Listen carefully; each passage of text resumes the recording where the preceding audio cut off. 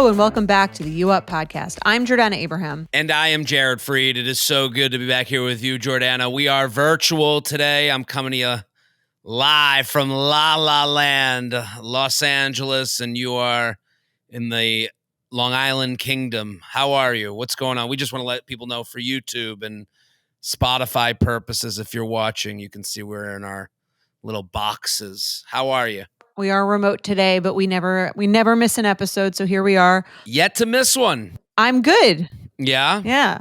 I'm good. I had a wedding. We had a wedding in upstate New York. I saw you guys were dressed up. I saw a couple selfies. Whose wedding? How was it? How was the food? It was one of Mike's friends from Miami, from college. Okay. So it was kind of a drive. It was like a 4-hour drive up there. So we stayed the night up there. It was fun. It was at a golf course, really beautiful views. I think men love a golf course view. Love a golf course I like view. the smell. I like an early morning golf course. I like getting on a golf course and going, it feels like a full meal, you know? Yes, indeed. Yeah. So it was a golf course wedding. It was beautiful. It was so like was a good. country Had a good club time. wedding? Great teach. Wasn't a country club exactly. It was like Saratoga National Golf. Oh, Club Saratoga is like a wedding place. Like, so Saratoga Springs. Yeah, I've been up there. That's like where the horse races are. It's like yes. It's kind of a party town, Saratoga, New York. I've been to a wedding up there at a horse stable of sorts. It's beautiful. It's all, it feels like the town is Weddingville, and that's what you do there. Like, right. And you were saying it's like, it's funny because like, I mean, I didn't do this, but they were people who went out until like 4 a.m. to the bars. It's a party town. Like there's a, right. I'm like, they close at 4 a.m. New York like, bar. Well, this is so random. This is kind of a pre-pandemic thing where New York City, 4 a.m. was the bar closing time. And then, less bars do it now, but 4 a.m. was a New York City thing. But then what would happen is you would go to like another town in the state of New York where they share the rules with New York City. And some of these towns would be like, it's 4 a.m. We can do it here. And Saratoga Springs is one of those areas that kind of like has a party thing going on that like you could be at a bar until 4 a.m. there just because they're getting the New York City rules and allowances because they're in New York State. And you're like, and you do have a moment where you're like, oh yeah, we are in New York, 4 a.m. And then, you're at a bar in like Townieville, USA. And you're like, what am I doing here? For sure. Yeah. And it was like it was a party crew, I would say. And it was funny because there were a bunch, obviously a lot of guys, it's Mike's college friends. So a lot of guys there. And I noticed they were all like doing this the Zen thing, right? Which I felt like 700 years old. Yeah. Because I had never heard of it before. And and they were like explaining it to me like I'm someone's grandmother. Yes. And I'm like, wait. So it's like chewing tobacco, but like the new chewing tobacco, like, is it less disgusting than chewing tobacco? Give me the rundown. How long? Apparently it's been around for a very long time. I would say this to me, to join you in this old person's home we now live in. You moved to Florida. I moved to the suburbs. We're 100 now. Now that we're 100 together, I just had a vision of us doing this podcast when we're 80. When he Snapchats you, that means that he is not in for the relationship. But exactly. This to me, Zins was kind of the first Gen Z thing to me, like that, that came to my desk. This was the first, like, very much theirs thing that was like an adult. And the way I know Zins, and maybe V can pop in to let us like with a definition. It is, this has existed forever, but it's basically a packet that contains the nicotine that you would get from doing chewing tobacco. So it doesn't smell, it's not a mess in your mouth. It's a cleaner version, but they've had these like packets of nicotine packets that you could put in your like lip, like has always existed. Right. This is kind of like, and it came out of, I think, Finland or like somewhere like Norway or something like that. And it's chewing tobacco of a certain sort, but it's like a packet and it's cleaner and it has a mint and it's got a flavor. And It's like a Juul for chewing tobacco. right. Juul version of chew. Okay. Yeah. And, I had heard about it because there's these packets. It's very big. Do women do it as well? It's not as female, I don't think. I think a female version Right. would be Chewing the tobacco is e-cigarette. not. Yeah, but this is cleaner. But I would say, Yeah. I have a definition here. Zins, All right. Zin stylized in all caps as ZYN, Swedish brand of nicotine pouches. Zin pouches are designed to be placed between the gums and the lip, allowing nicotine to be absorbed into the bloodstream through the soft tissue. So basically, it's a way of getting a jolt, getting a little bit of a buzz, and it's a little secretive, but also it's become like, it's like a big golf thing too. Like it's a very male thing. Mm-hmm. It's, you see it, like the Zin's packaging is a round, like almost like, maybe now I sound old for explaining it. No, it looks like a little. It looks like it has Altoids. Yeah, or something. It looks like an Altoids Right? package. Yeah. And there was an embarrassment of having the round thing in your pocket. Like people would see that, be like, "Oh, you're on Zins." It's kind of got this fratty culture around it, and that again, that kind of crosses into the golf world. But yeah, this was very Gen Z to me when I had found out about it. It was like their thing, but men are into it. Yeah, like if you do it, you do it. Like I've never done it. Huh. Well, let's say you were on a date with a woman and she pulled out a huge lip of Zins. Yeah, are these red flag deal breaker? I wouldn't. I'd be like, I would be more shocked and interested than anything else. Like, how about you? What was the talk at the wedding about it? I guess similar to what you're saying in terms of like these guys. These guys were like not Gen Z. They were definitely like mid to late 30s. Right. No, it definitely men are doing it like as they get older, but like it started with, this is what the kids are doing. And it's like, it definitely was like a way, like it's no smoke, no vapor, discreet, and it's like for nicotine. Yeah. It was meant as like to quit cigarettes, but then it got huge as just like this, like kind of like a buzz, like a micro buzz of sorts. And I think that like goes with like people are drinking less, like, and looking for like options to have a little bit of like a pep given to them without really, going into drugs and alcohol. Maybe like that was the draw. Right. Yeah. I'm trying to think, what would I think if a guy was doing it? I don't think it'd be like a look I would love, especially like the context matters. Like if you're doing it on a first date, can't get through a first date without it. Right. You couldn't put yourself together. That seems like a lot. Yeah. Yeah. I also think there's something almost like the reason, and again, I'm not saying smoking is cool, although we do agree smoking is cool. It is cool. I do think there's something about like the openness of smoking a cigarette, which is like, I don't give a fuck, which is almost like what makes it cool, as opposed to the Zin thing, which is like a little secretive or something. Right. Or like even the Juul thing is like, you're like quietly doing something. I don't know. Quietly sucking on a a hard drive. A hard drive, right. USB or whatever. No, I could see Zins being cool and not cool. I when I see it, when I see a guy doing it, I'm like, oh, I never think of it as like a secretive thing as much as it's like, I'm just trying to get that buzz, man.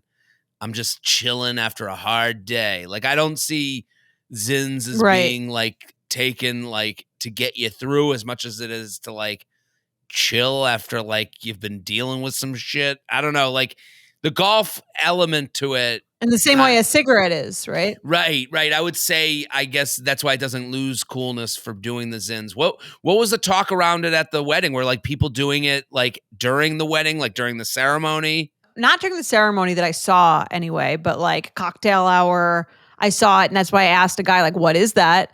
And then I noticed they were like sharing them around like at the party.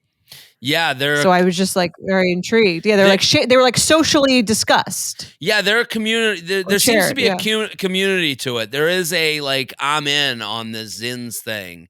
It did. I mean, Mhm. to back you up, that it does feel very much Gen Z. Like it's like I heard about it, but I again, tobacco pouches did exist before, but it was more tobacco. This is Right. like pure nicotine. Like this is like forget the tobacco, forget all that stuff. Just give me the buzz that I would get from the nicotine. Higher tech, right. Right. Yeah, and then I mean, we're gonna review this GQ article. GQ came out with like a men's etiquette guide, and one of the first things I saw in there was like something around Zin etiquette. And I was like, this was like I read this the day after I got back from this wedding. I'm like, have I just missed an entire subculture of like shit going on? Like now I'm Right. like, I don't know. So I felt like I needed to get some clarification. Yeah, it's definitely a thing. I think the etiquette of anything that's in your mouth, like I think Zins and gum, there would be a similar like just throwing it on the ground to get rid of it, like would look gross and have a look to it like that is Right. not becoming. There's a discretion. Yeah, I think there's got to be, especially when you're taking something out of your lip. I don't know. Right now. You're making me want to try it this week. Like I feel like I should be trying it. Like, like I don't know. This is how like That's a peer YouTube pressure. exclusive. That's a good YouTube exclusive. Jared tries. How about we do that? I'll try Zin. Zins. Is it Zin or Zins? It's Zins or Zin. ZYN. If you're in a situation where you wouldn't smoke or vape, don't pop a Zin either. Go to the bathroom and remove your Zin. That's the GQ. Yeah. Yeah. I guess I wouldn't want to take my gum out at the table either. Right. You know, like anything you're chewing on, or like if you had a sucking candy or something. Right. You wouldn't like whatever it was. Spit it out and let's start the date. You know what? Yeah. So was the wedding anyway, fun? Yeah, good music, band, or DJ? These are all questions like my grandmother good DJ. asked. Good DJ. Great DJ. A lot of like 2000s house, which is like Great. I'm very into. Can't go to a party without levels for me. It's not a party. Gotta hit it. What did you call it on Betches? Right. You called it something. It was like Levels, the song of our generation. Yeah. I don't know, like the Beethoven 7/6 whatever it is. Did you know anyone else at the wedding? Like it was his Miami crew, which is not his Long Island crew. Yeah. So it's like a standard deviation away from his friend group. Yeah, I didn't know that many people. I knew like I had met some people like there was no one there that I had met more than like 3 times. So as a couple, is it like we're gonna party? This is our wedding now. We don't really have to socialize as much as we maybe would at another wedding. Is it more you two against the world? Is it? No, I think I was kind of like I made an effort to be more social because I know he doesn't see these friends as much as he sees other friends, and I wanted him to be able to like catch up and see everyone. And like I made, I was very chatty with the table, and was kind of like okay with him going to do his own, catch ups and stuff, right. Whether I joined him or didn't. So you were the cruise ship and he was the tender going out to all the islands to try and make sure he got it all in. Exactly. And then I was like, you could go to the after. I was like, I don't need to go to an after party for like a crew that's not like my crew. Really? Personally. So after party, you don't even want to check it out. I'm going to the after party. I need to see what the food is. Like I need to see. You're going to get like the sliders. Yeah, or I gotta whatever see I gotta see what they're doing. I gotta judge everything. I don't just judge a wedding. I gotta like take in the whole like cocktail hour. Again, like a lot of this is dealing with food, but like I want to know if the DJ changed, were there giveaways. I just have to know. I can't be told. Like if someone said to me like, yeah, they had waffle fries at the after party, I'd be like, it's gonna like ruin my month that I missed the waffle fries to know if they were any good or not. Yeah. That's fair.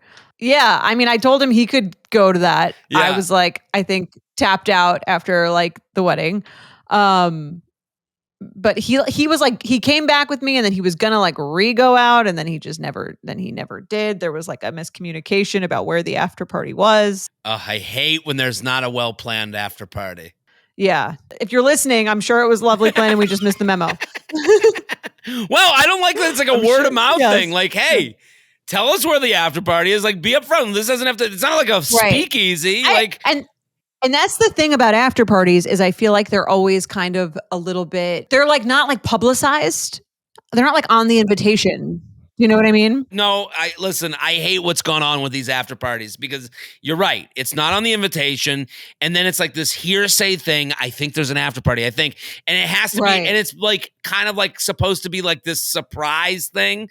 But like we're over the mountain of this being a surprise. You're either having one or you're not. Right. So they're it's frequent enough that it's not that big of a surprise that you can't just write after party ends at whatever time here. It's over here. Right. Or just like don't have to like, what I hate is that sometimes they'll be like, yeah, I don't know if there's an after party, but everyone's going to this bar. And like, it almost feels like the bride and groom are trying to like siphon off of a hang to call it their after party.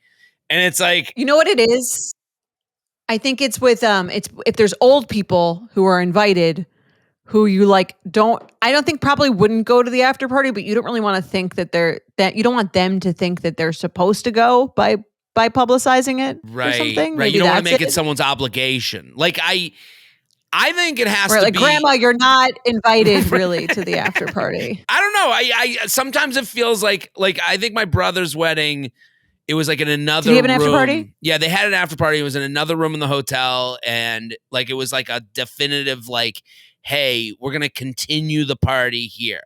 Like, I think that means, I think there's like a fear of paying for it is really the actual fear. It's like, you know, oh, we're doing the after party in this other room. And like it's all about expectations. So if you were like, hey, we are doing an after party, it's going to be at this bar after the wedding. You're more than welcome. It's a cash bar. You're going to have to pay for your own drinks, but we're going to have some pizza out. That's like, okay, good to know. Like, I like to know that. Like, I think some people are fearful of putting their name on it because now they're like the couple with the cash bar at their wedding. It's like, no, anyone who would say that is not really being nuanced and thoughtful about reviewing your wedding. So I think there's that fear. I agree. I think the more information so that people can know is always better. Although I had a like 20-page packet for my wedding, which you definitely did not read. Neither did my mom. One word. Neither did my mom. Yeah. She was like, why would anyone read this? You and my mom, birds of a feather. Yeah. So yeah, but it was fun. How was your weekend? My weekend there was some work involved. I'm in LA. Did you get rejected? Not as part yet. of your job? It's been on my it's been on my mind a lot actually. The get rejected thing. Okay. It's kind of hard to do. I mean, like I'm not saying. So for those that might be new here, have you seen me? Right? Who would reject this? Well, that's kind of the fear. For those that are new here, we have a challenge that I'm gonna like put myself out there to try and be rejected, and. You know, there is the thought of like, what if it works out? Now I have to like deal with this. This is like, you know, it's like, hey, I'll come to the after party. And then like, good. Yeah, we actually need some help with that. And I'm like, fuck.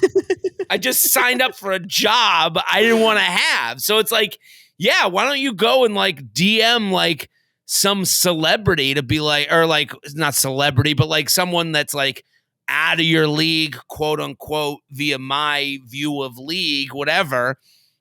And then all of a sudden they're like, and all I keep thinking about is like, then they say yes. And like, I have to like pursue this. And it's like, this kind of brings up my own fears, you know, like of like, okay, Jared, you asked for it. It's like, you know, like, it's like a genie wish gone bad. Like, I'm going to go approach the hottest woman in the world. And then they go, here she is. All yours. And you're like, oh my God, I guess life has to start now and I gotta be a dad and like all this shit. You know, like that's kind of where my brain goes weirdly. To me, that says like it's not about the woman you're dating then at all, right? Because I'm basically like, shoot for the stars. And you're like, I don't want any star. I don't want anyone. I don't want that star. I don't want Orion's belt. I don't want the shooting star. Yeah, no, it does reveal something. Like, hey, approach anyone. You're like, anyone would make me miserable. Like it does. That's kind of the reveal of this. Like, I don't know. So I haven't been dumped or turned down. And then you know what else? Why don't you shoot so high that you're likely to get dumped? They reject it. You know what else happens?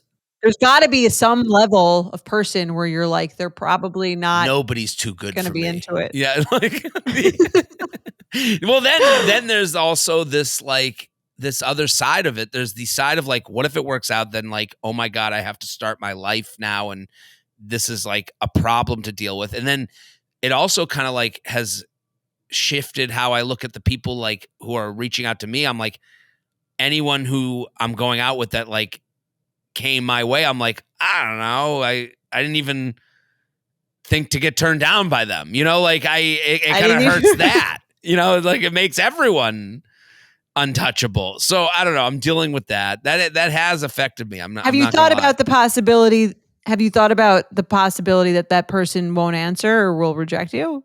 Yeah, of course. And that to me is like the best case scenario. Then I get to be a victim. Then I get to like cry about it and wallow and go, right. Yeah, that would be amazing. So I'm saying pick someone where that's likely to happen. Right. I mean, then I get into this like, paralysis of choice type of thing where I'm like, anyone? Like I just like I guess like at that point I should just but I also want to be turned down. Like I don't want to message someone that's like so crazy and stupid to message that like I don't get an answer at all.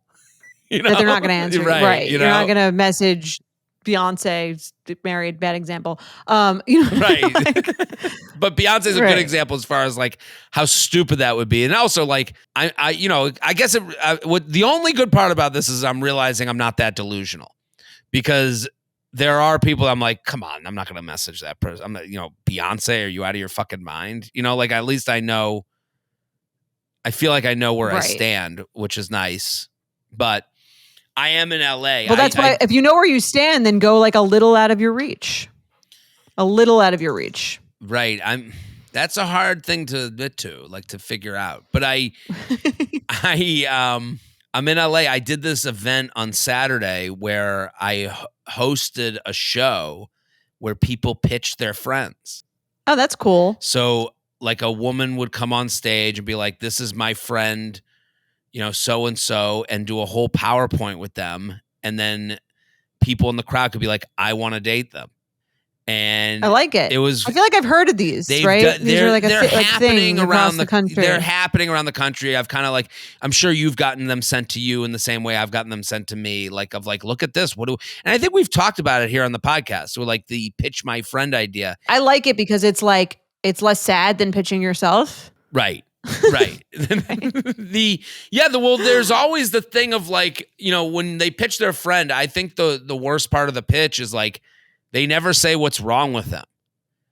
And there's wrong, and to say what's wrong with them. They're trying to sell them. Right. Basically. I think it would be a better sale if they got like a more rounded or a more well-rounded sale. If someone was like, here are the cons. Like you're going to have to deal with like these 6 things. Well, I don't know. Like let me ask you. Sure. When you got your Jeep, sorry to interrupt. When you got your Jeep, was that how it was pitched to you? Like is a gray car. It's got XYZ, this mileage, blah, blah, blah. Mm-hmm. But here, or did... Right. I would know. Or did you not get any of that? But in my mind, that was already happening. I was still going, but, the car, doesn't give blowjobs and and but like, but you're going to have a, you're going to have a 2-door instead of a 4-door. Might be annoying. The top might be annoying. Yeah, right. The top might, all these things. Right. But I'm saying the salesperson is probably not saying that to you. Right. They want to close the sale. I guess when the salesperson at the difference at a car place is like, you can have these better options that we also sell. Like if you know what I mean? Like with a person, you can't be like, well, this person, they hate going out on weekends, but I got this other person that if you want weekends, like if this is something you really need in your life, you can go out with like, Laura, who loves going out on Saturday night, but Laura's not going to be up early in the morning. You do like your mornings, like the inventory is not exactly the same. Right. I guess. It's an inventory of one. And it's like, right. I don't know. I was thinking of like, if someone pitched me, I'm like, there's enough to like go, if you don't want to hear about yourself on a podcast, like don't date this guy. I don't know. It was fun. I will say these dating events, and much like we're going to talk on our Friday Feels episode about You've Got Mail, but like not to get into You've Got Mail, but I think the dating events are getting like, let me just say this without sounding like a big piece of shit. They're getting cooler. Okay. There's a lot less. That sounds nice. I've been to dating events 10 years ago, and I was at dating events There's today. less stigma.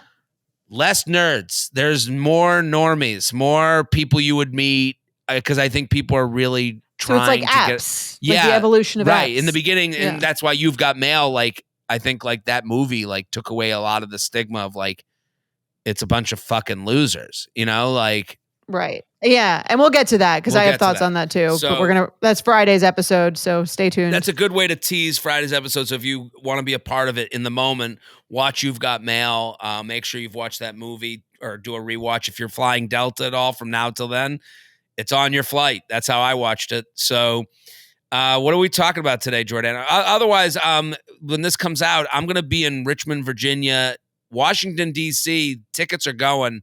It's a big theater. We're going to fill it up. So get your tickets now for Washington, D.C., Richmond, Virginia. I'm coming to the Carolinas. I'm coming to Chicago's almost sold out.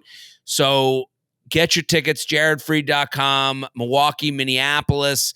These are all cities I'm coming to before the end of the year. Fort Lauderdale, Miami. These are all like Fort Lauderdale and Miami are Thanksgiving weekend. So if you're coming down to Southeast Florida to like visit grandparents or aunts and uncles or whatever for Thanksgiving, Friday and Saturday, there's options for you to get out of your house and do something a little different and cool, or maybe bring your parents and I can talk to all of you at once without you having to talk to your family. So like, that's a good option. Right. And your parents will be there, right? My parents will be at the Fort Lauderdale show. The Miami, they'll go, we're coming. And then they'll go, and then they'll go, it's a little far. We saw it last night. No, but I know Fort Lauderdale, my dad has already told me we're going to have, he's like, we got to get a lot of tickets. I need a lot of tickets. And I'm like, well, I also have to make money from this, show. Like, and he's like, well, we have a lot of people we like have made promises to. And I'm like, and my worst fear is like a whole section of the audience is just my parents and their friends. Like this happens in stand-up a lot where you'll have like, I had a bachelorette party at my show in Kansas City, and like that sounds like a nightmare. It can go both ways, but it goes the way of the bachelorette. Like a bachelorette party is only as fun as the bachelorette, is what you like quickly realize. So like they were told to quiet down, and the bachelorette started crying. So then the whole group was like, "We're out." Like if she's angry, we're all angry. Why was she crying? Because I think what happens, and you can tell me if I'm wrong, is like, this is my bachelorette party. This is my one night. I'm never going to get this again. Like, you don't do a bachelorette party because you think you're going to have a second bachelorette party. And I think if one thing goes off, you're like, it's a tight wire act. I think for some women, not all, but like, this is the night, this is your weekend. And if one thing goes awry, oh my God, it can fall apart very quickly, like emotionally. Like, I think it's like, oh my God, the weekend's ruined. Everyone's mad at me. This is going to be my bachelorette party, isn't going to be the best weekend of my life. And I think she was told like, hey, can you quiet down? She's like, oh my God, it's over. We're having the worst time. Everyone hates me. And the alcohol is mixed into that. And like, I just see her wiping away tears at the table. And I'm trying to like make them happier. And I'm doing the show, and like I could feel that there's a table of 13 people. So I'm like, I could feel a whole section of the room is just a dead drum. Like you're playing a drum that doesn't work. And I'm like, as I'm like doing the jokes, I'm like, something is off. There's like the left side of the room is just not laughing. And I just look over and they're like tending to her. They're like, it's going to be okay, Stacey. Like, no, it's fine. We're all having fun. And I'm like, and then the people around them are like, their attention's divided. They're like hearing her get consoled while also I'm trying to tell jokes. And it got to a point where like, they were like, we have to leave. And a table of 13 got up in the middle of my set. Like, imagine the whole, that's crazy. Like, you can't do a show. I listen. Yeah. I mean, I love a good bachelorette party activity. I don't think a comedy show would be my move. You are not insulting me at all. I think I agree with you. If I'm on a bachelorette party and I'm looking to get drunk, and we're girls, so we talk a lot, I'm looking for something that's interactive, that's like vocal, that's verbal, that's not like a quiet activity when I'm drinking and out with 13 of my female friends. You couldn't be more right. Like I'm not sitting here being like, come to my show and shut the fuck up, like to 13 women. Like, and I tried to get them involved. I was like, tell us when you're getting married. But there's a point where like, there's 200 other people there looking to have a show that wasn't bachelorette party. Like they didn't buy a ticket to watch a bachelorette party. So like you do have to like kind of like shove off of them to go into the show. And when they stopped laughing, but then they got up to leave, they're like, this is it. Like, and I said to them, I go, this is the best thing for all of us. You guys should go have your fun. We'll have our fun. Go ahead. And I don't know if you ever watch a group of 13 women try to like leave a room. It is like a parade leaving. It was like, it took 30 minutes. They're all looking for purses. People can't find their wallets. It was dark in there. It was taking so long that I got annoyed and I started calling them the unfuckables and that they were the most miserable people. And then I got annoyed. So now it becomes me making fun of them. And now I'm making fun of a bachelorette at her bachelorette party. Like, she's like, yeah, my bachelorette party was ruined. Some guy just called me unfuckable like the weekend before I'm getting married. Like, You're a monster. One of the women stood up. She's like, my God, we're trying. And I go, that voice, I'll never get erect again. Like I started making fun of her voice. It turned into like the most horrific. I'm laughing because it was so awful. And like people in their seats were like laughing, but like putting their face in their shirt, like type of laughing. Like it was like, they were like, and I kept saying to the audience, I was like, start laughing. Don't hide. I need you. Like I had to like pick up the audience. It was. So anyone who was in Kansas City at that show, I hope you had a good time. It was, one woman came back, they left, and then 10 minutes later, I go back into my act, we're fine. One of the women comes back, and she starts searching for her, like, wallet that she lost. So there's just, like, one of the bachelorettes with, like, a penis straw hat, like, milling around, and the whole room is looking at her. Penis straw hat? Yeah, and the whole room is looking at her, and I'm like, are you serious? I was like, are you out of your mind? And she just looks at me and gives me the finger standing in the middle of the room. Like this is got into a fight with 13 women. 13 women are walking around being like, Jared Freed is the worst comedian alive. We fucking hate him. Well, I hope they all have TikTok accounts. I can't wait to see the viral videos. Well, that was the thing that pissed me off the most. We didn't even tape the shows, so I don't even have it on video. So no one will know. So what are we talking about today? Sorry to take us off. Right. I didn't expect let's get into our show. I'm glad I got the you'll be in Miami and Fort Lauderdale. Right. That's all to say. If you're a bachelorette party of 13 women, come on out. I'll call you unfuckable. Don't come there. I would never go to a comedy show in Miami for my bachelorette. No, it's not the move. Not the move. On Thanksgiving weekend. Yeah. On Thanksgiving, if you have a bachelorette party on Thanksgiving weekend, everyone already hates you. Right. What are we talking about? All right. Hello, J&J. Longtime fan and listener. I, 26 female, have been dating this guy, 32 male, for about 2 months now. 8 dates. Sounds about right. A date a week. Yeah. Some context. Met on Hinge, but learned we work in the same office, not on the same team or floor, so I don't really ever see him there. 8 months ago, he broke up with his ex of 4 years. They had been living together for 2. He said that he realized she wasn't the right person for him and they split amicably. Dates have been very nice and thoughtful. However, he is not pushed to be intimate, which at this stage I wouldn't mind. To me, that's a natural next step in a relationship. So they haven't had sex. No sex. And he 2 has, months. he's not put, he 8 hasn't dates. put, right. He hasn't been pushing for sex. He's being My question- very careful. Yeah. What is that, Elmer My Fudd? question is, beware not to date careful. ourselves. Right. Zins and Elmer Fudd. Really Elmer Fudd. we There's have quite a our range. title. Yeah. Yeah. My question is, we are now at 8 dates, 2 months, and I'm at the point where I want to know where his head is at, but I feel like I can't ask that without him thinking I want a relationship right now. It also seems like a bold question to ask if we haven't even slept together yet. I just want to know that he still sees this going somewhere, and honestly, if he's still seeing other people, because I am not. To me, that's dating intentionally. Overall, this guy has always been respectful, mature, and consistent, but I still feel confused. At what point do I ask for more clarity versus just rolling with it? Is it just a slow burn, or is it going to be wasted time? All right, let's go through this conversation. I'll be her, you be him. It's a great text, but Yes, I'm glad we have the raw materials. Very relatable. Okay, so I'm him. Ready? Yep. Okay, cool. Yes, I'll let you know.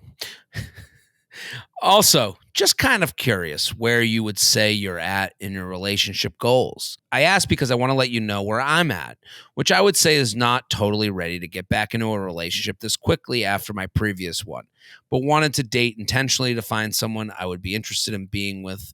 Essentially, I just don't want to rush into anything, but I enjoy hanging out and want to keep hanging out. Happy to talk about that further. I just want to be transparent. Okay.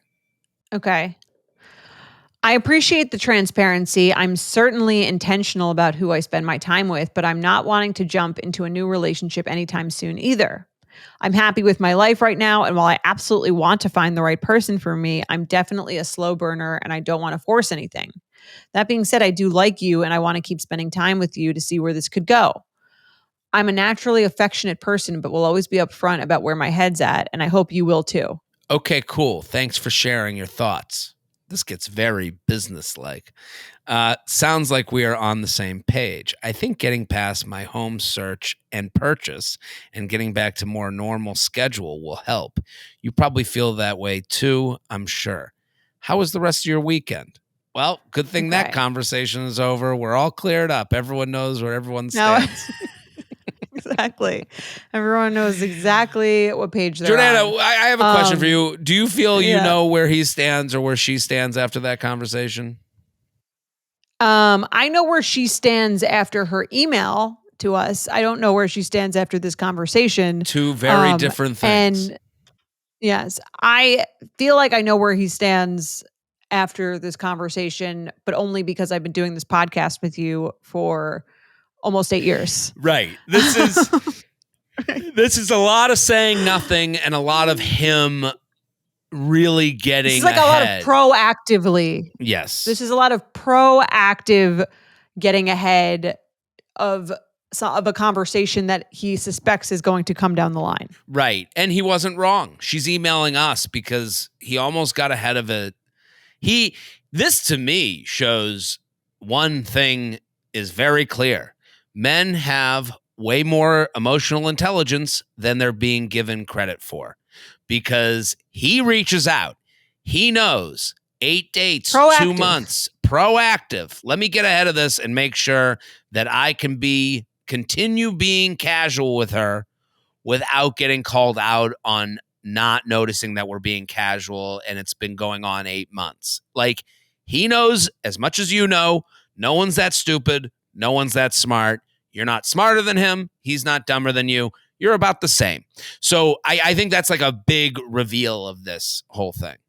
Right. I mean, what he doesn't say, and tell me if this is what he means, because in my mind, cynically, I'm thinking this is what he means, but maybe I'm wrong. Mm-hmm. Mm-hmm. What I'm hearing is, I'd like to continue casually seeing you. I don't want to be held. This is probably not going to be a relationship for me. And I don't really see it heading there, but I like hanging out with the no strings attached. So I want to be upfront about that.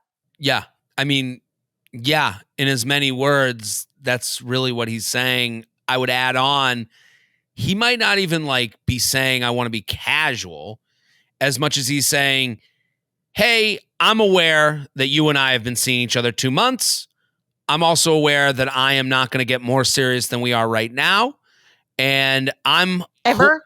I don't think he would even acknowledge ever. I think it's him saying, I'm cool if you're cool. I'm cool to keep doing this if you're cool to keep doing this. And that's kind of what he's trying to get across. And right. He's being a little bit vague. He's being a lot vague, and for good reason. He's being as vague as she is. She took his vague and raised him vague. Because right. Well, that's her issue. That's her issue, because with us, she wrote something very specific. I want to see that he still sees us going somewhere, and honestly, if he's still seeing other people, because I am not. To me, that is dating intentionally. That's the part that gets you answers. So, like, she wrote what she wants to us. Like, not if she had gotten back to his vague with, I'm only seeing you and I'm looking to date intentionally, which means seeing one person to me. And having this be heading towards a relationship. Right. And I'd like, and the other vulnerable thing for her to write, again, like we're asking for her to be way more vulnerable than he's willing to be. But like, I see you as someone I could be in a relationship with. Like, that's what she's saying. She wouldn't continue if she didn't see him. Yes. And if we're going to keep dating, it's with the intention that it will eventually end that way. Right. And here's what nobody wants to hear. Or begin that way. Right. Well, this is what nobody wants to hear, is that when you date someone and it's like real, it happens quickly. Quicker than you thought it could have been. And to me, these are two people who are really nice and like each other, but they're not really like, falling, which is like, it can happen the way they're doing it. I think they're just trying to like elongate. I don't know. Do you see this as like? Can I ask? Yeah. Can I ask why he's not trying to sleep with her? They've been on 8 dates. It's been 2 months. What is he looking for here? Or is he saying this so that he can sleep with her, but he's laid his cards out before sleeping with her, so she can't say, you slept with me and you didn't tell me you weren't looking for a relationship. This was a hard email for me to read, because like I've been in this scenario so many times, and I was like, I tried to like put it on. Do you know what I mean? Like sometimes I'll read these and I'm like, it's me. Why am I doing this? Because you're right. It seems stupid. She's like letting him off the hook is kind of what she thinks she's doing. She's like, let me know. She's basically like, let me know now that you don't want to like be in a relationship, and I'll be cool with it. Just like, let me go. Please let me go. Chop my head off. And I've been in this situation where it's like, I'm like sitting there being like, I like this person. We have a good time together. I could dive right in and like, we could just make this happen. But there's something like I'm fighting against. And then he blames, buying a home or whatever, in home search, which is bullshit. It's because the idea that you can't have a girlfriend or get to know someone while also buying a home is fraudulent. And right. So why continue this? Is no one's too busy to date someone that they really like. Right. And want to date. But I look at this and I go, I've done what he's done. I've said these words. Like, and you go, why did I say these words? And it's like, well, Jared, if you didn't want to date them, then why continue to do this half thing? And in the same way that like a lot of women write to us and they're like, I went on the second date. The first one wasn't great, but I went on the second because they check a lot of boxes. And I think a lot of people don't have the confidence to just go, this isn't right. They go, they are great. Who am I to turn this person down or like to not keep seeking this out? I think the sleeping with each other thing gets in the way because a lot more men can sleep with a woman without really getting emotionally attached. But I think he is on the same page of her as like, I do want to seek this out because why wouldn't I? You're a great person and I'm attracted to you. Why would I even like toss this away? Right. But that's worse than doing either way, than fully committing or fully being out. Well, it's being selfish. It's going, I got someone here with me that's like giving me attention. So let's like see this out a little bit longer. Like to me, his whole text is buying time. Like I wrote this down, like where my head's at. I don't want to deal with it and you want to be dealt with. Like she says, I'm not looking to be bold and say that I want a relationship, but like, that's not even like the point. He could feel that you wanted more than what you were getting. That's why he sent the text before you even brought it up. And now this is his way of being like, I know I have an issue. I can't deal with it right now. I don't want to deal with it right now. So I'm going to like buy myself time is what he's doing. Right. I wouldn't give him the time. Right. To buy. I would say if you actually are dating intentionally and looking for a relationship with someone that you've been seeing for 2 months and they've said to you pretty clearly, I'm not looking for that, then I think she needs to say what she wants, give him maybe one more chance to evaluate that. And if he doesn't see that going towards there, then I think that she should cut her losses. Well, if she wants answers, because it's like, it's harder to do like to like take that advice than to give like just like if she wants answers, I am only dating you will be a very powerful thing to say to him. Not like because she kind of half-assed this whole fucking thing. She said something that wasn't true. She was like, what did she say? I don't want to jump into a new relationship anytime soon either. Not true. Not true. You would like to be in a relationship with this person relatively soon. Right. This is where this is where the conversation, it's a miscommunication. Like she's like, they have a different idea of what a relationship is. Like in her mind, a relationship is like, I'm not looking to like talk about living together. And it's like, no one's saying that about you. You're looking to talk about having a standing Saturday with each other. Like that's what you're looking for. Right. Like you're looking for not having to wonder if you guys are hanging out the next week. That's what you're looking for. So like, I think she's too far ahead and then he's probably too far ahead too. They both, the miscommunication of what a relationship is. Like a relationship 2 months in is we plan to see each other this weekend, and if we're not, then maybe one's going to be mad at the other. Like that's like a more realistic representation. Sounds beautiful, right? But then it's like the idea that we have to get any more ahead of that and be like, no, I'm in love with you, and this is is not real. Like, and she avoids that. If she just says, I am dating only you to see if we can be something. Period. Right. End of sentence. He's going to have to come back with either good news or disappointing news. Right. You're going to have to force him to commit to you or break up with you. Right. Because it's really hard and really probably not likely that he's going to come back to you and go, well, that sounds great. I'm happy for you. I'm dating multiple people while you're dating just me, but that's great for us. Like, he's not going to say that.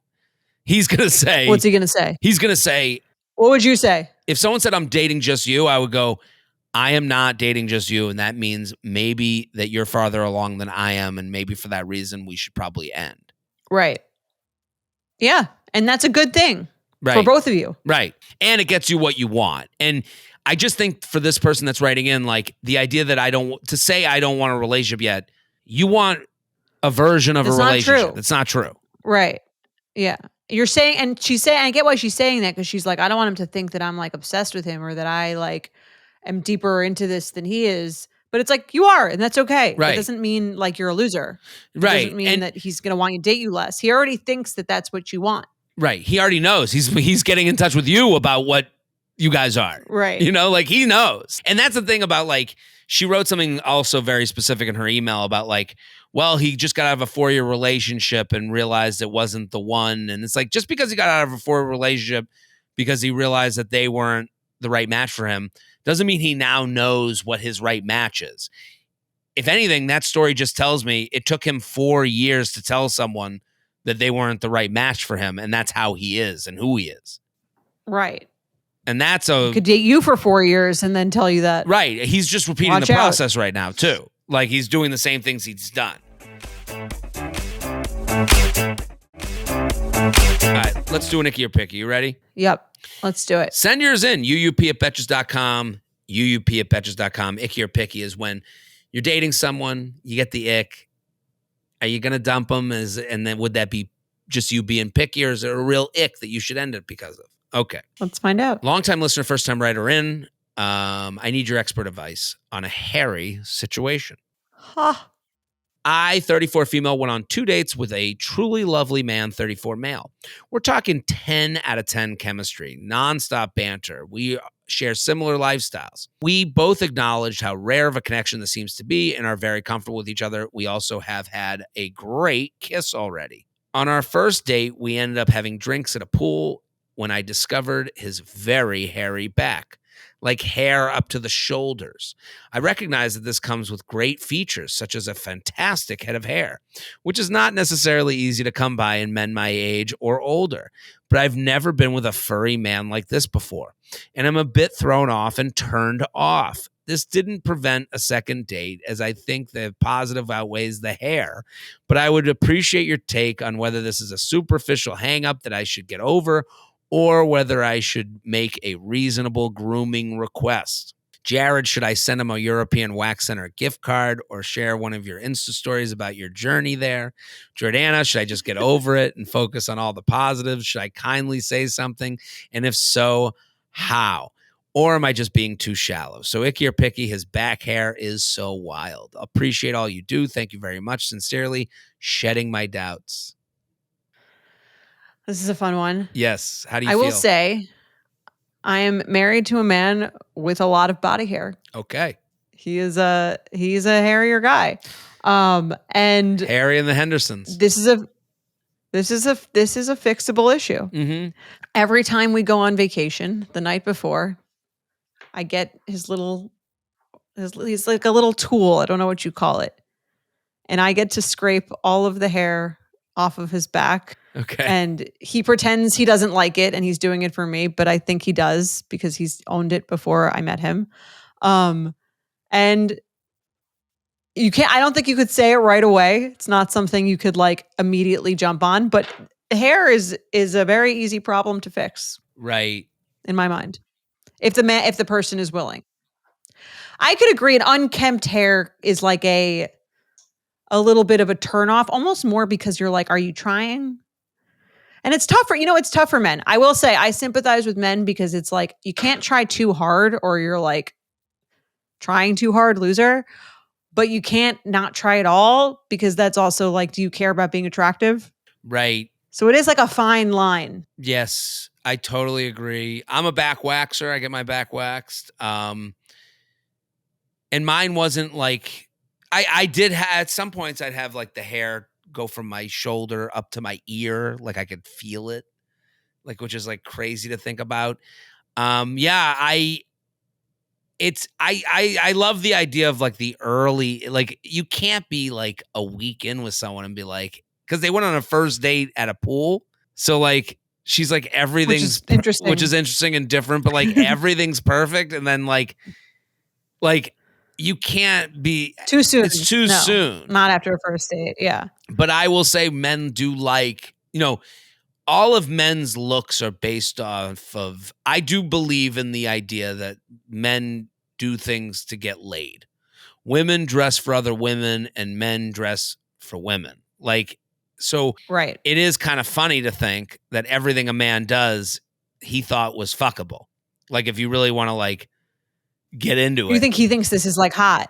I don't think, no, because this is like, it's like, this is part of that difficulty of like, this is just is like, I don't think this is like, there's no decision to make with back hair until you make the decision. Like no decision is a decision, but like I think if you let something get away from you, you don't really think of it as like a fashion decision. Do you know what I mean? Right. He's not thinking about it at I don't all. think this was I don't think he was like, yeah, I'm a hairy back guy. Of course. That's what I do. This My is thing. this is my thing. This is People love it. for the women. Right. Yeah. Like I don't think that's his thought. I just think this is like it's just not something to be taken care of to him. But I don't know if you can say something until he's yours. You know what I mean? Like I agree. You know, Yeah. when did you like I can't give suggestions to the house I might purchase. You know, like you have to have made an investment in this person to be able to like bear Change the them. fruits of changing them. Right. Like, you know, like Yes. You have to earn that right. Right. Yeah. You got to earn it. Yeah. But it's not in the same way. If a guy told me he didn't like the dress I was wearing on a second date, I'd be like, fuck off. That's a deal breaker. But if if Mike is like interesting choice or something or right. said something like that's like a very loud whatever, and now I don't like, it's not as offensive. It's kind of the beauty of being a man is like, you know, because we're like looks first and then we'll discuss everything later. You rarely get into these things where you're like, hopefully we get in a relationship, but I can tell her like, you got to change this one thing about her. You know, like I can't even think of a scenario where I'd be like dating someone so far in. And I've had this where like I've been fixed up with people who are not my type and I've given it a shot and I'm like, but they're just, I'm like, I'm just not there. It's not my type. What if it's like a girl wears too much makeup?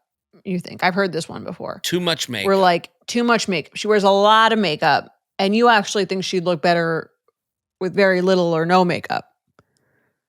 Would you tell her that? Because you can still be attracted to someone, but think the makeup's a little heavy. Right. Sure. But I don't even think, I don't think a man would go on a date with a woman who, like, I think like the too much makeup thing is said by assholes about women they never date. Like, I don't think that's like. You ever had a thought about a woman's appearance that is like, I would, I think, but I would only great, but I would, if I were her, I would wear something else. But this goes back to earning that opinion. Like I would only, that would be a serious relationship. In your head. Right. That would be in your head. In my head. Yeah. But like, the too much makeup thing. No, it wouldn't. I don't think I would have there's no such thing as too much makeup for me to not want to fuck you. Do you know what I mean? Like, right. But would you prefer, let's say, but I'm saying, might you comment that you think she looks great with less makeup at some point in the relationship? Yes. Like if she was like, what do you think of my makeup? But that's earned. Like, like that would be, that would come like farther in. Like if like, like it's sometimes, again, you see this on dating apps where it's like all pictures from the wedding. That's like why like we would suggest like having 4 pictures from 4 weddings you went to is probably not a good move on a dating app because there's a point where you go, well, what do they look like when we hang out? Like day to day. Right. What's the day? Yeah. What's like the daytime version of this? Like, you know what I mean? Like I don't know. I don't really.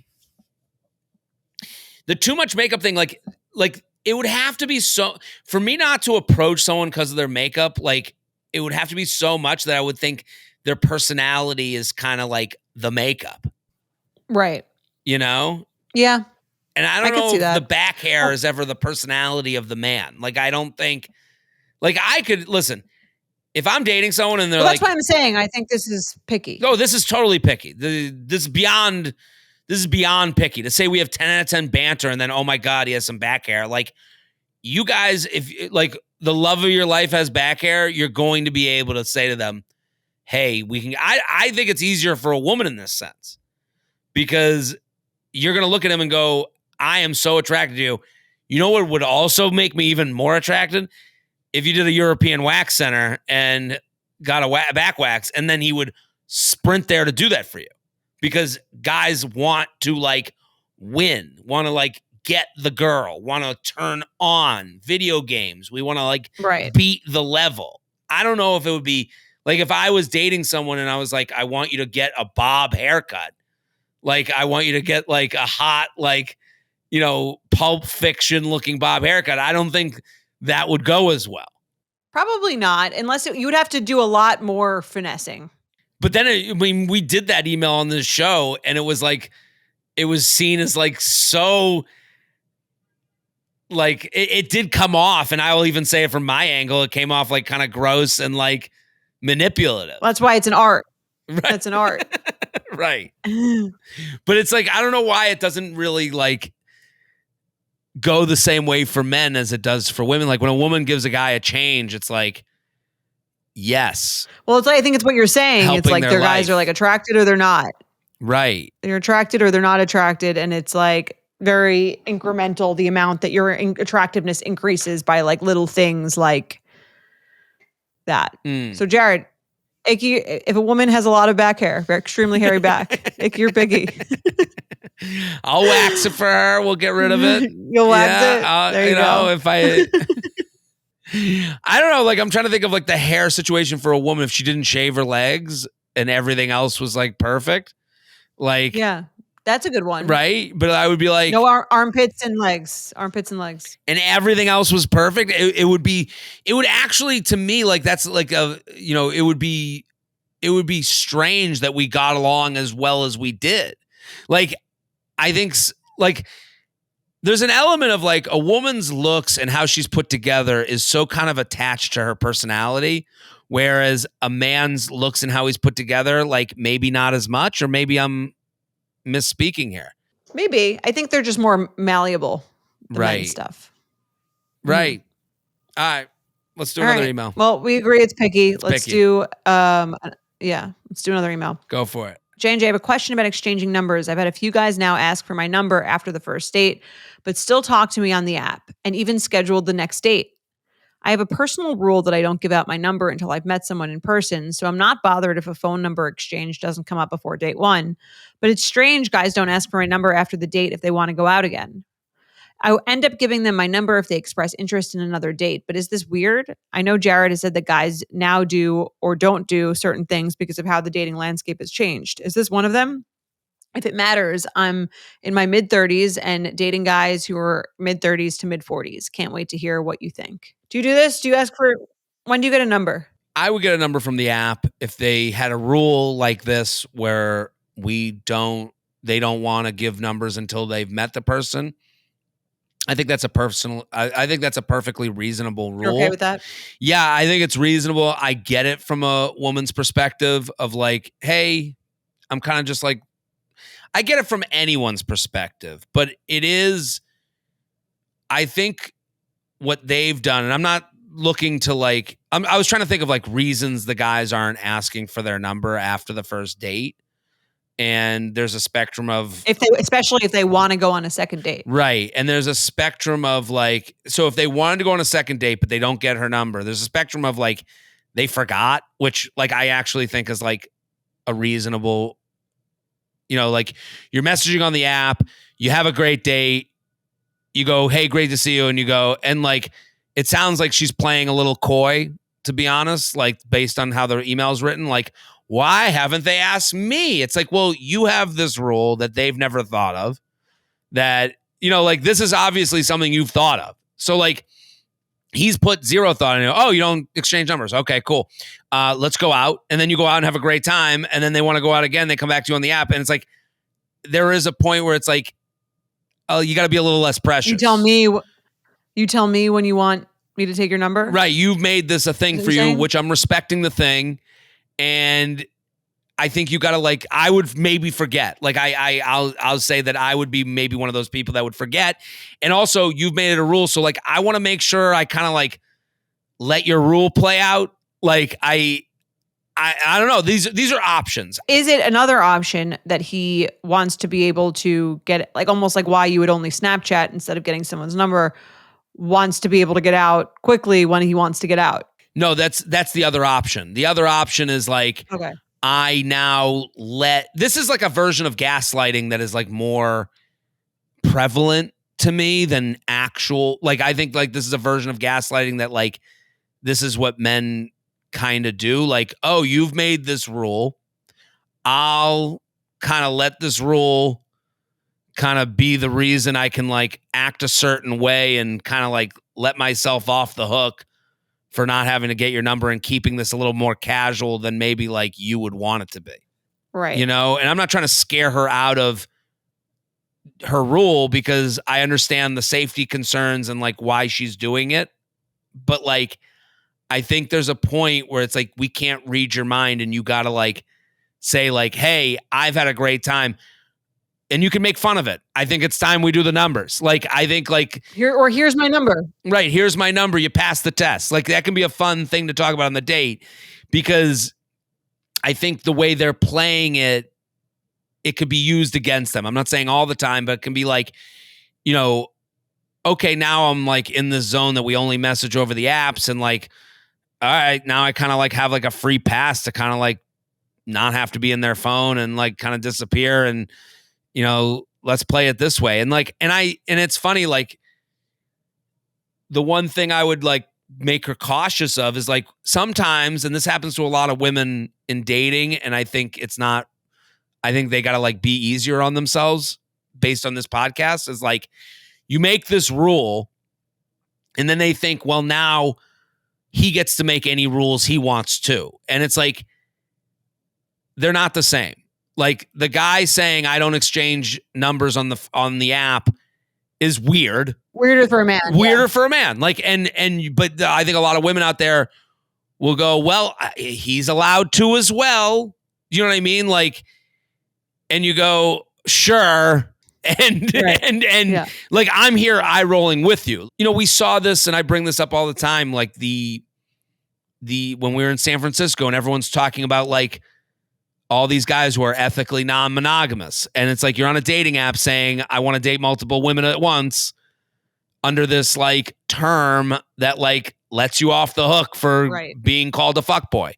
And I think sometimes something like this gets used against her probably in the sense of like, well, I don't exchange numbers on the first date either. It's like, okay, dude, like, yes, you do. And it's not the same danger. You're not dealing with the same type of like, you know, the fear that maybe a woman would deal with, you know, and yeah, it's not exactly the same. Right. Yeah. So I think for her, she has to be okay with like, this is her rule, but also like, you know, at a certain point, like, okay, rule time's over for this and letting a guy know, like, I'd like to like, let's do numbers now. And also like understanding that if like a guy came back to you and was like, well, I have my rule too. Like he's being a little precious and he's like using this to play the victim to me. I agree. You know, I think that answers the question for her. Okay.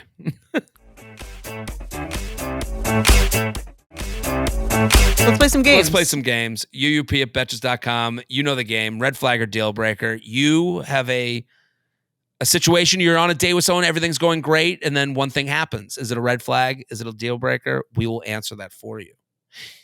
J&J, I think the following could be an icky or picky or a red flag or deal breaker. Well, it's a deal breaker, red flag or deal breaker. Okay. I, 32 female, have been dating a 35-year-old guy for 3 months, and after going to his friend's wedding together last weekend, I'm a little turned off. The wedding was for one of his friends, and he seemingly knew the majority of the guests. He sort of spoke to people and refused to dance. I, on the other hand, love weddings. I was chatting with everyone at our table and would normally be on the dance floor all night. This was our first big group event together, and I think I was thrown off by how not fun he was. So red flag or deal breaker, he doesn't dance at weddings, and we bring different energies to weddings. Thanks, a dancing betch. What do you think, Jordana? I think this could be a sign of an incompatibility, for sure. Right. Especially because it's his friend's wedding.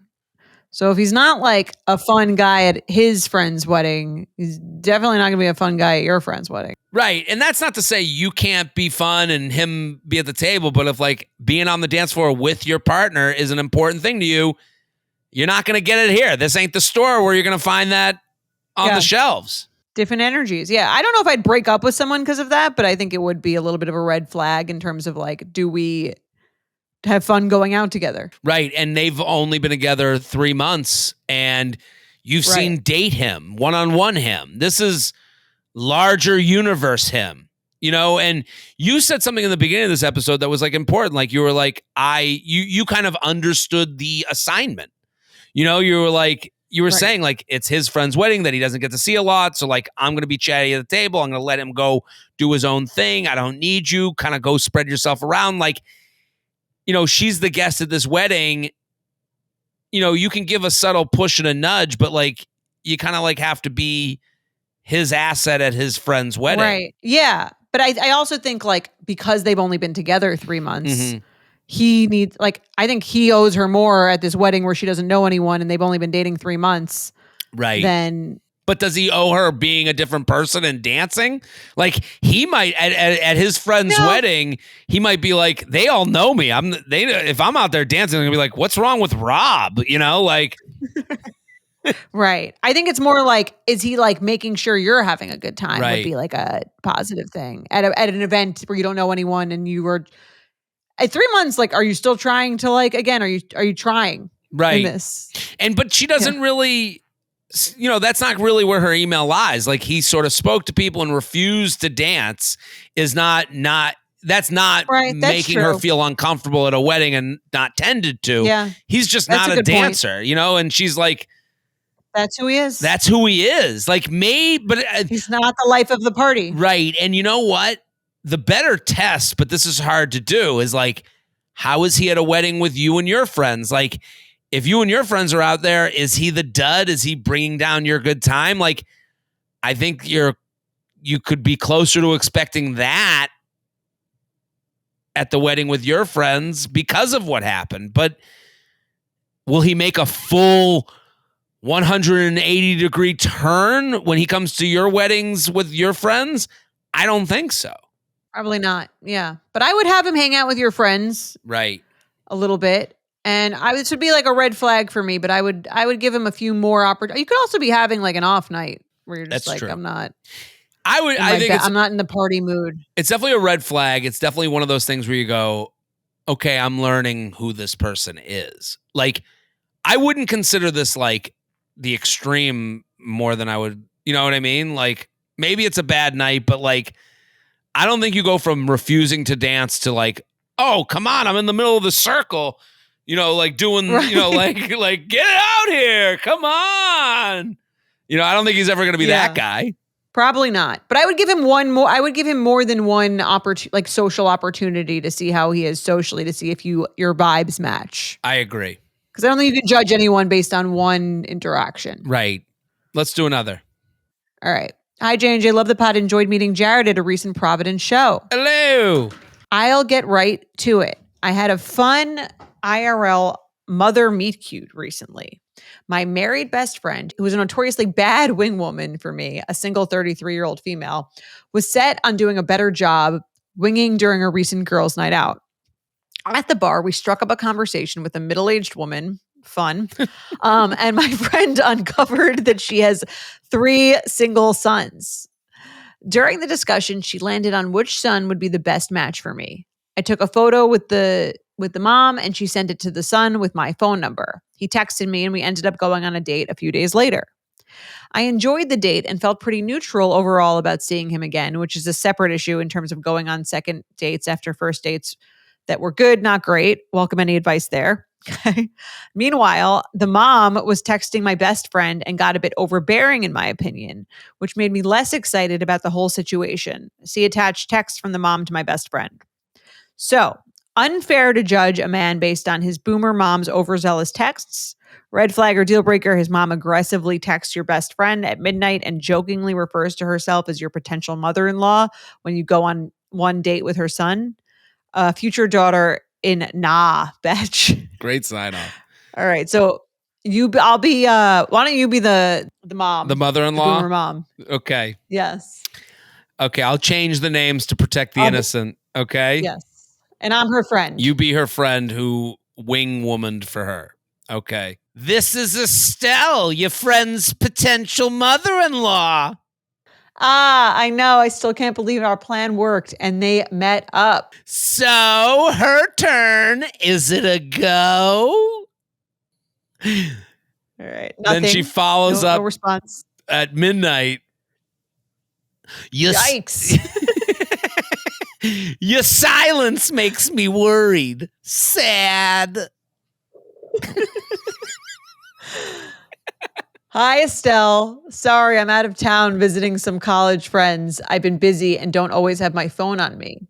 We'll see what happens. I've been here since Wednesday and haven't had a chance to talk to uh, Lauren, but she texted me that she had a nice time with your son, so we shall see.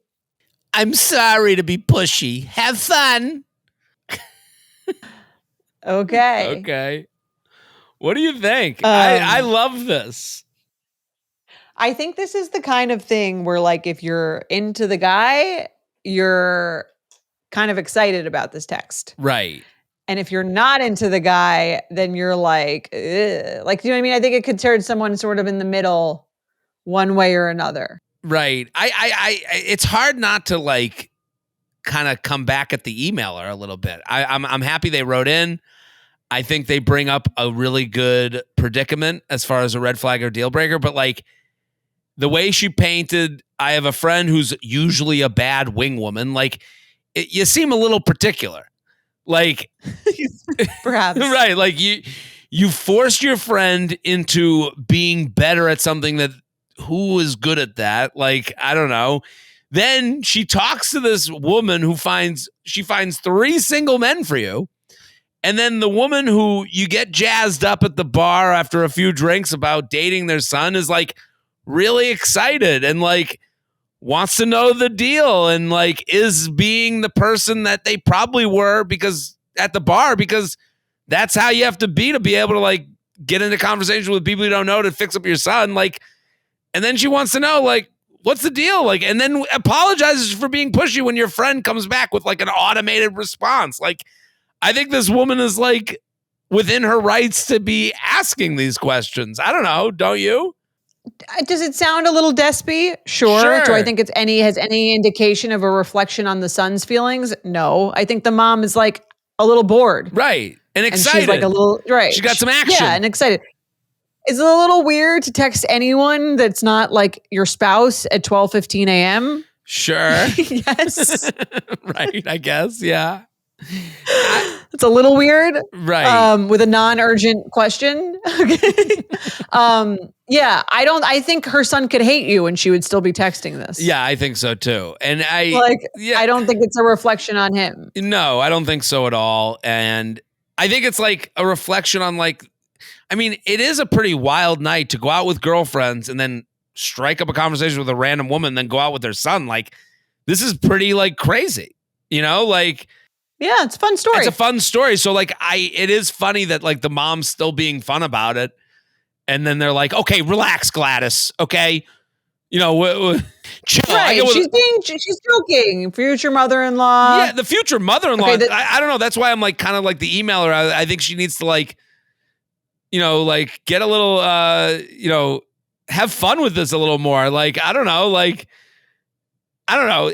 I'm with you, Jordana. I think she didn't like the guy on the date. And this is why this is like one of those things that like, had they had the magical date, then she would have been like excited about. Yeah, I think if she liked him a lot, she'd be like, oh my God, his mom is already calling me her daughter-in-law. Like, we're getting married. Mm-hmm. Right.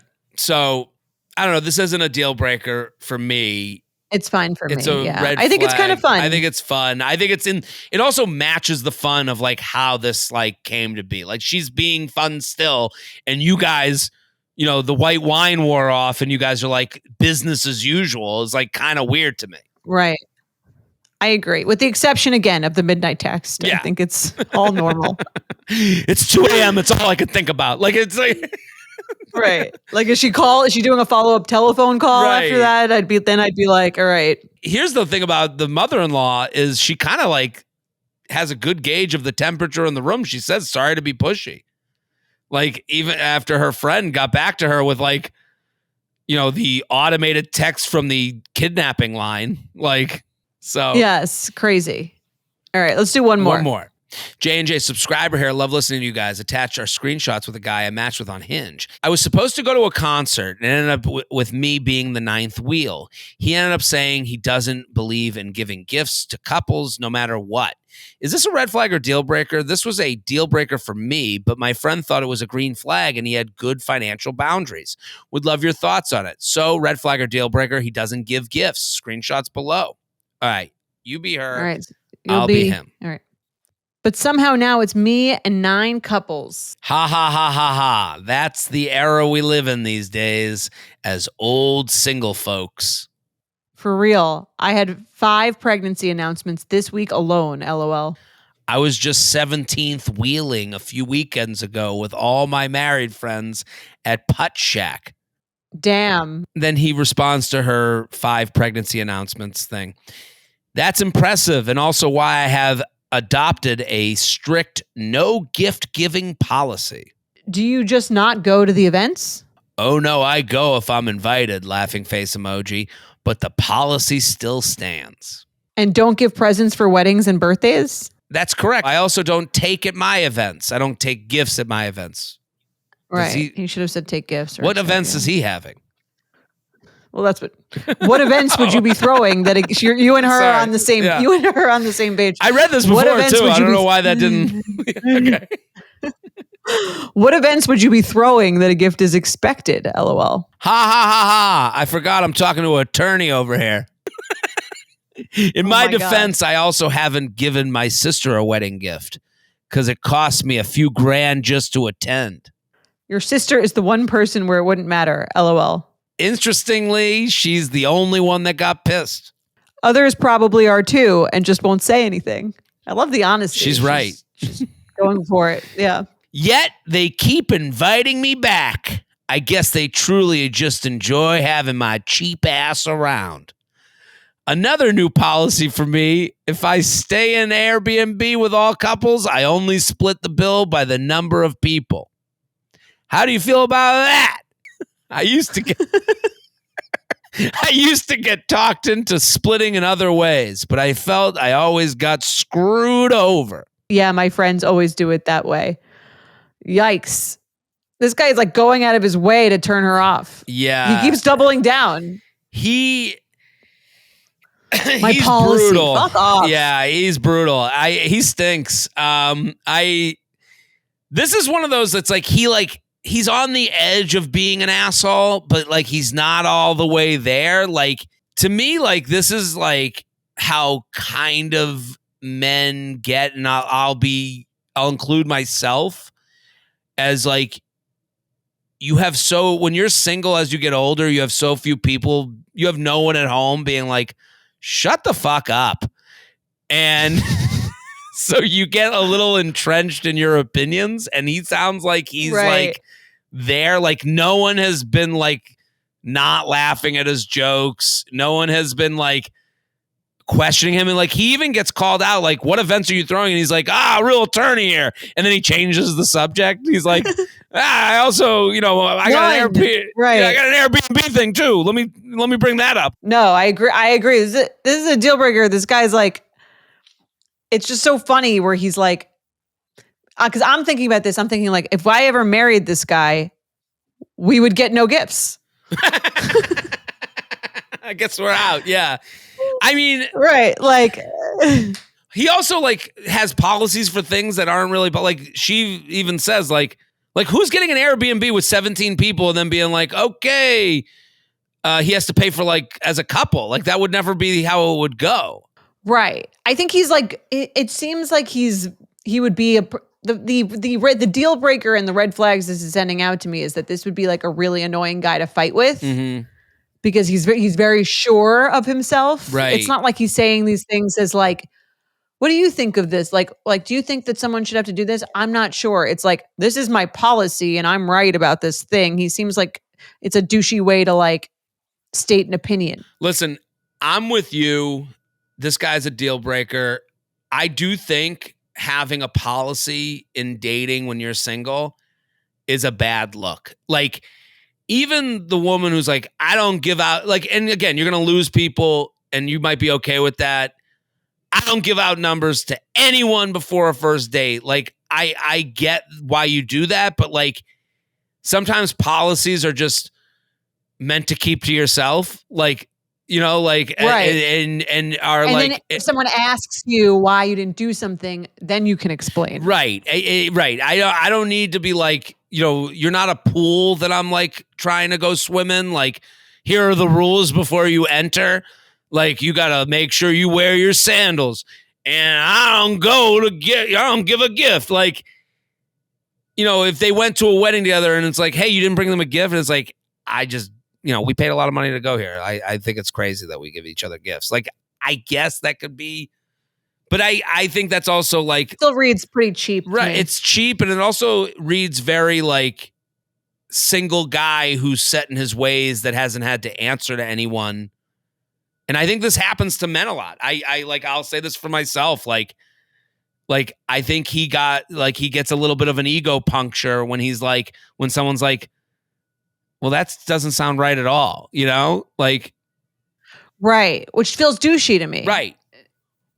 Do you know what I mean? Yeah. Like, I know this guy. And then even the way he's responded with like speaking to a lawyer over here, it's like, this is how you would fight with everything. Like if you asked one clarifying question about something absurd that he said, he would respond with, whoa, I forgot I'm speaking to a big lawyer woman here. Right. Like, ooh, big, like, you know what I mean? It's almost like a gaslighting thing. Like she's asking the question that you and I both immediately thought of. Right. Which is like, what the fuck kind of events are you like 35-year-old single man throwing where anyone would ever get you a gift? Right. No one's going to get you a gift. Yeah. I mean, it's a deal breaker. I like that the friend's like, oh, he has good financial boundaries. Like anyone could paint anyone into a positive with that. Right. Like, look at That's this. Like text. saying like, oh, he never texts me. It's like, oh, good. He has good personal space boundaries. Right.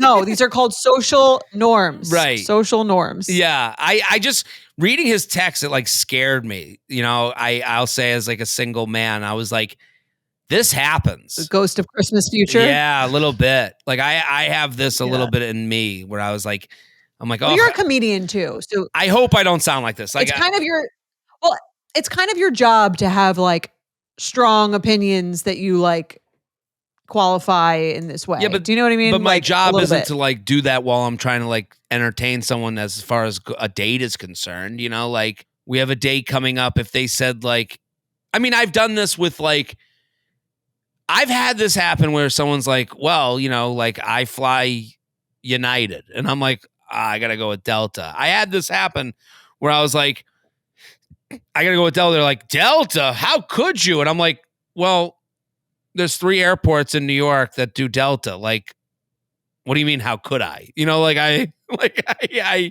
right. You know, like I don't understand. Like, are they joking though? And they're like, keep on the joke that I'm like,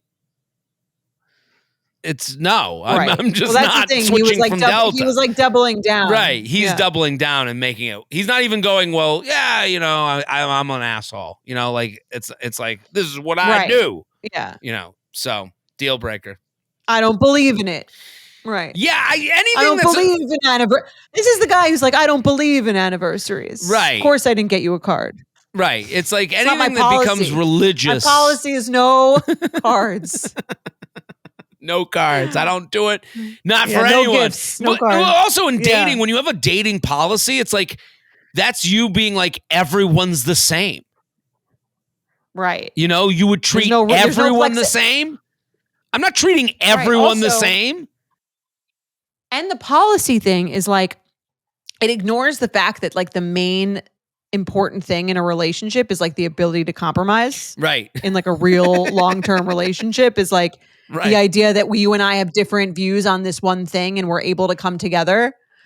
Like he's not showing me any of that open-mindedness. Right. And that's very much a product of like the dating apps where it's like, well, I'll just go back to the bin and see who can deal with these policies. So yeah, dump this dude. I agree.